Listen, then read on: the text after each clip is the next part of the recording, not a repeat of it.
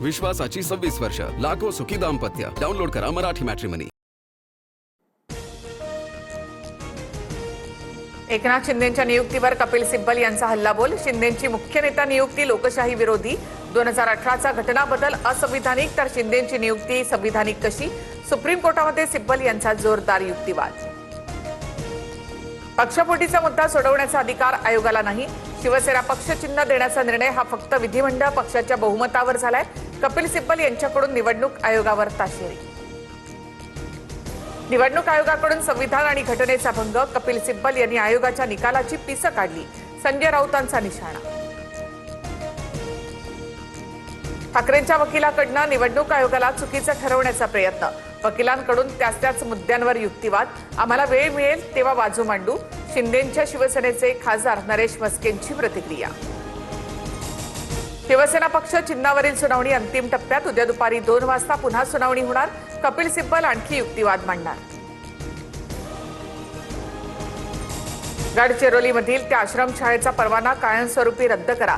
सर्पदंशामुळे विद्यार्थिनींचा मृत्यू झाल्यानंतर मुख्यमंत्री फडणवीसांचे निर्देश. मुख्य सचिवांनी बैठक घेऊन सर्वंकष तपासणीची यंत्रणा उभी करावी अशाही सूचना. गडचिरोलीमधील आश्रमशाळेतील मृत्यू प्रकरणी संस्थेची सखोल चौकशी करून कारवाई करू. महाराष्ट्रामधील सर्व आदिवासी आश्रमगृहांचं समितीमार्फत मूल्यमापन केलं जाणार. सुविधा नसलेल्या आश्रमशाळांवर कारवाई होणार. मंत्री अशोक उईके यांचं आश्वासन. गडचिरोली वसतिगृह सर्पदंश प्रकरणाची उच्चस्तरीय चौकशी सुरू. वसतिगृहाची अधीक्षिका भाग्यश्री चिलमवार निलंबित. 2 विद्यार्थिनींपैकी एकीची प्रकृती गंभीर. 30 तासांपासून विद्यार्थिनी बेशुद्ध. मनोज जरांगेंच्या पश्चिम महाराष्ट्राच्या दौऱ्यामध्ये डिफेंडर कारची सर्वत्र चर्चा. महागडी गाडी कुणाची? सोशल मीडियामध्ये चर्चांना उधाण तर गाडी कार्यकर्त्याची. जरांगेंचं वक्तव्य. अहिल्यानगरमधील मनपा कर्मचारी धीरज परदेशींची हत्या. कपाळावरील भगव्या टिळ्यामुळे हत्या झाल्याचा आमदार संग्राम जगताप यांचा आरोप. हल्लेखोरांना फाशीच होणार. मुख्यमंत्र्यांच्या फोननंतर जगताप पडळकर यांनी आंदोलन मागे घेतलं. हर घर तिरंगा, हर मन तिरंगा. स्वातंत्र्य सेनानींना श्रद्धांजली अर्पण करूया. विकसित भारताचा संकल्प घेऊया. स्वातंत्र्य दिनाच्या पार्श्वभूमीवर पंतप्रधान मोदींकडून व्हिडिओ पोस्ट. मुंबईनंतर आज पुण्यामध्ये मुख्यमंत्री तिरंगा रॅली. स्वातंत्र्य दिनाच्या पार्श्वभूमीवर पुण्यामध्ये भाजपकडनं रॅलीचं आयोजन. भाजप पदाधिकारी पुणेकर मोठ्या संख्येनं रॅलीमध्ये सहभागी.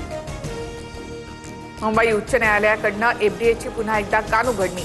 तुम्ही तलवारीचा वापर डास मारण्यासाठी करता. आधी गोळी झाडायची, नंतर प्रश्न विचारायचे हा वाईल्ड वेस्टचा नियम. धाडीवरून कोर्टाने एफडीएला पुन्हा फिटकारलं. फुकेत दिल्ली विमान अपघातासंदर्भात आंतरराष्ट्रीय चौकशी सुरू. टर्ब्युलन्स दुर्घटनेमध्ये पायलट नशेत असल्याचा धक्कादायक खुलासा. एअर इंडियाचे सीईओ कॅम्बेल विल्सन यांनी एमओसीए आणि डीजीसीएच्या वरिष्ठ अधिकाऱ्यांची भेट घेतली आहे. भारत चीन सीमावाद पुन्हा चर्चेत. अरुणाचल प्रदेश भारताचा अविभाज्य भाग.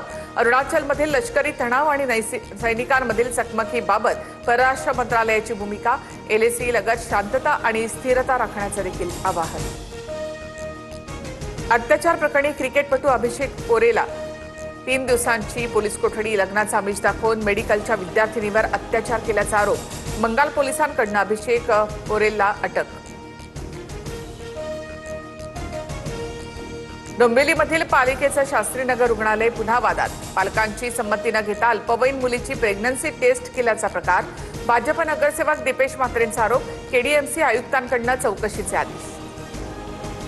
विश्वासाची 26 वर्ष, लाखो सुखी दाम्पत्य. डाउनलोड करा मराठी मॅट्रिमनी.